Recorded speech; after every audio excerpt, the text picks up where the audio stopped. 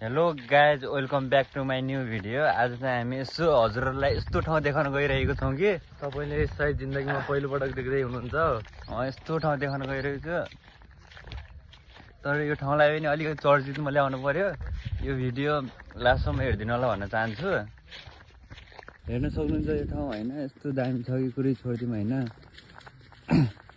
यो ठाउँ चर्चामा नआए मात्र हो, तर यो ठाउँ यहाँ छ कारा, नेपालकै सबभन्दा ठुलो कारागार हो। यहाँ देख्न सक्नुहुन्छ हजुरहरूले अगाडि, यो चाहिँ नेपालको सबभन्दा ठुलो जेल हो। गाइजहरू होइन, हजुरहरूलाई यो ठाउँको सिनहरू बिस्तारै देखाउँछु, चिन्ता नगर्नु, लास्टसम्म यो भिडियो हेरिदिनु होला। हेलो गाइज, कस्तो लाग्यो? ठिक छ। अझै पनि हामीले उता माथि माथि चढेर देखाउनेवाला छौँ। यो ठाउँ चाहिँ एकदमै रमाइलो छ है, रमाइलो नाचुटाउनलाई यो ठाउँ चाहिँ हेर्न।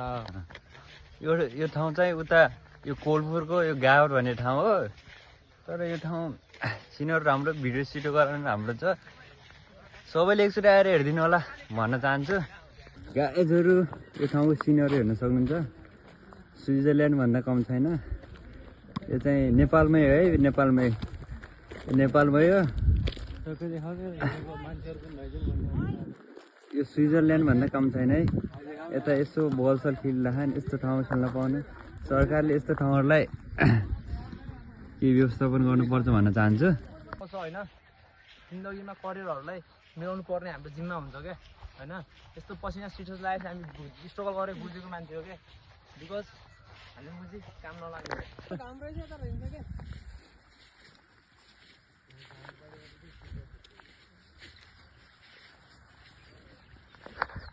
गाइजहरू होइन, ठाउँ कस्तो लाग्यो यसो कमेन्टमा बताइदिनु होला भन्न चाहन्छु होइन। साथी के भन्न चाहन्छ? यो ठाउँ चाहिँ एकदम प्रसिद्ध छ है अहिलेको लागि।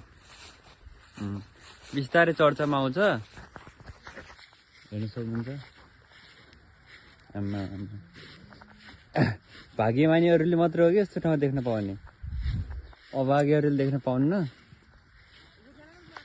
यता हेर्न सक्नुहुन्छ हाम्रो यो गङ्गाराम शर्मा, यहाँको चर्चित भलिबल खेलाडी, कोलपुरको दबदबा भनेर सबले चिन्छन् आजभोलि। घर चाहिँ सुर्खेत, घर चाहिँ सल्यान, तर सल्यान बनघाट नगरपालिका कति रे? वडा नम्बर 2 सल्यानको। तर यो ठाउँहरू यस्तो दामी छैन। यता हेर्न सक्नुहुन्छ, यो अगाडितिर यसो जानुपर्छ, यस्तो खतरा खतरा हा।